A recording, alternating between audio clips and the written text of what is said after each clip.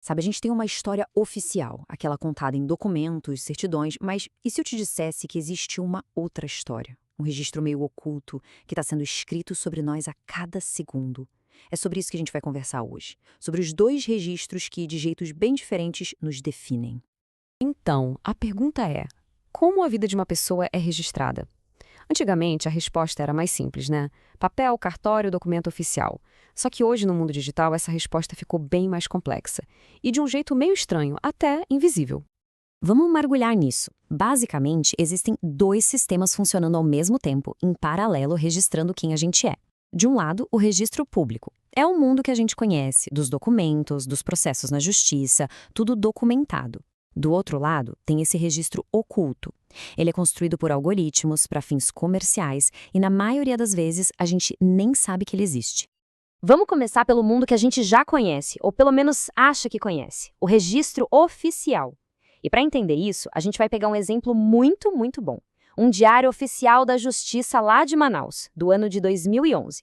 Parece um negócio super denso, mas o que ele revela é fascinante. Olha, à primeira vista, é só um monte de termo jurídico, um emaranhado de palavras difíceis. Mas se a gente olha de perto, nossa, esse documento é um verdadeiro mosaico de dramas humanos. É aqui que estão registrados, oficialmente, os momentos mais decisivos e muitas vezes difíceis da vida das pessoas. Divórcios, brigas por herança, cobrança de dívidas. É a vida, sabe, com toda a sua bagunça e complexidade transformada num registro público.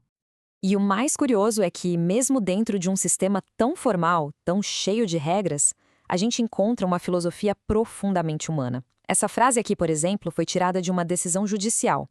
Ela mostra que, no fundo, o sistema ainda valoriza quando as pessoas conseguem sentar e chegar a um acordo, mais do que uma sentença imposta por um juiz. Ok, mas enquanto o Diário Oficial registra o passado com base em leis e processos, tem um outro tipo de registro sendo construído agora mesmo. Um que não olha para o passado, mas que tenta prever o nosso futuro. E esse é bem menos visível. O conceito-chave aqui é esse: perfilagem geodemográfica. Usando o Big Data, as empresas coletam uma quantidade absurda de informações sobre nós para tentar nos classificar. Onde a gente mora, o que a gente compra, a nossa situação financeira.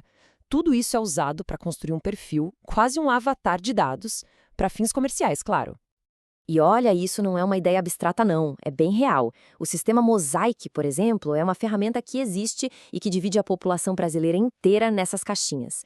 São 11 grupos e 40 segmentos. É uma classificação super detalhada que vai muito além de só rico ou pobre. Ela analisa hábitos, estilo de vida. E aí a gente chega no ponto crucial. Como é que essa classificação toda, que parece tão abstrata, tem um impacto real na vida de alguém? Como uma vida inteira, com todas as suas histórias, seus altos e baixos, é reduzida a uma coisa tão simples? Para a gente entender isso na prática, na pele, vamos conhecer a história da Priscila. Essa é a vida da Priscila. Uma história cheia de desafios, né? Terminou um relacionamento, teve que voltar para a casa dos pais, mas também cheia de responsabilidades, criando a filha com a ajuda da família e, claro, cheia de aspirações. O grande sonho dela é fazer faculdade de Direito, ter um futuro melhor. E toda essa história, o passado, as dificuldades, os sonhos para o futuro, tudo, absolutamente tudo é resumido, destilado em um único e poderoso número: 380. Pois é, esse número é o score de crédito dela. Uma pontuação que não conta a história de vida dela, mas que tem um poder gigantesco sobre ela. É esse score que pode abrir ou fechar as portas para um financiamento, para um empréstimo e, no fim das contas, para a realização daquele sonho da faculdade. Agora, vamos fazer o seguinte, vamos colocar esses dois mundos, o do tribunal e o do algoritmo, lado a lado para a gente comparar. As diferenças são gritantes, né? O registro oficial é público, baseado em leis, tem gente de verdade tomando decisões e processos claros para recorrer. Já o registro oculto, bom, ele é secreto, proprietário, baseado em correlações de dados, com decisões que saem na hora de forma automática. E para contestar uma decisão? Muitas vezes a gente nem sabe como. Parece que a gente trocou a transparência pela opacidade, o processo legal pela eficiência do algoritmo. Então, a grande questão é: o que afinal nos define?